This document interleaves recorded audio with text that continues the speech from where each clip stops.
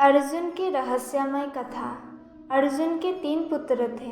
द्रौपदी से जन्मे अर्जुन के पुत्र का नाम श्रुतकर्मा था।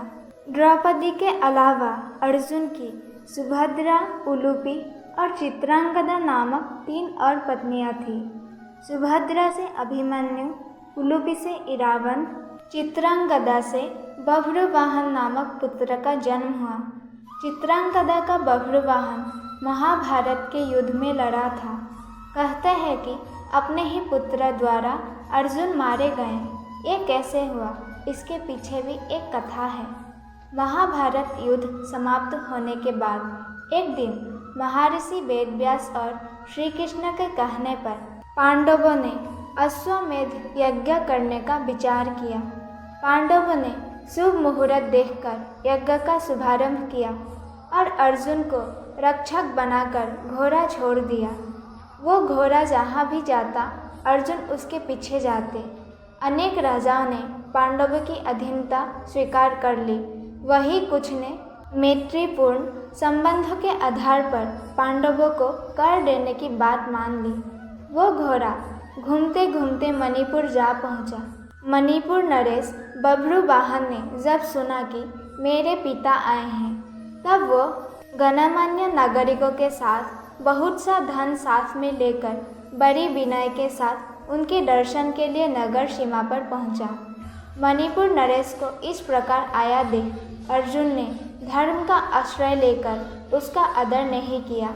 उस समय अर्जुन कुछ कुपित होकर बोले, बेटा तेरा ये ढंग ठीक नहीं है। जान पड़ता है तू क्षत्रिय धर्म से बहिष्कृत हो गया है। पुत्र, मैं महाराज युधिष्ठिर के यज्ञ संबंधी अश्व की रक्षा करता हुआ तेरे राज्य के भीतर आया हूँ। फिर भी तू मुझसे युद्ध क्यों नहीं करता? क्षत्रियों का धर्म है युद्ध करना। अर्जुन ने क्रोधित होकर कहा, उस दुर्बुद्धि को धिक्कार है। तू निश्चय ही क्षत्रिय धर्म से भ्रष्ट हो गया है। तभी तो एक स्त्री की भांति तो यहाँ मुझे शांतिपूर्वक साथ लेने के लिए चेष्टा कर रहा है। इस तरह अर्जुन ने अपने पुत्र को बहुत खरी खोटी सुनाई। उस समय अर्जुन की पत्नी नागकन्या उलूपी भी उस वार्तालाप को सुन रही थी। तब मनोहर अंगों वाली नागकन्या उलूपी धर्म निपुण बभ्रुवाहन के पास आकर ये धर्मसम्मत बात बोली, बेटा तुम्हें विदित होना चाहिए कि मैं तुम्हारी विमाता नागकन्या उलूपी हूँ। तुम मेरी आज्ञा का पालन करो, इससे तुम्हें महान धर्म की प्राप्ति होगी। तुम्हारे पिता कुरुकुल के श्रेष्ठ वीर और युद्ध के मद से उन्मत्त रहने वाले हैं। इनके साथ अवश्य युद्ध करो। ऐसा करने से ये तुम पर प्रसन्न होंगे, इसमें संशय नहीं है। यह सुनकर बभ्रुवाहन ने अपने पिता अर्जुन से युद्ध करने का निश्चय किया। तब अर्जुन और बभ्रुवाहन के बीच घोर युद्ध हुआ। कहते हैं कि इस युद्ध में बभ्रुवाहन मूर्छित हो गए थे और अर्जुन मारे गए थे।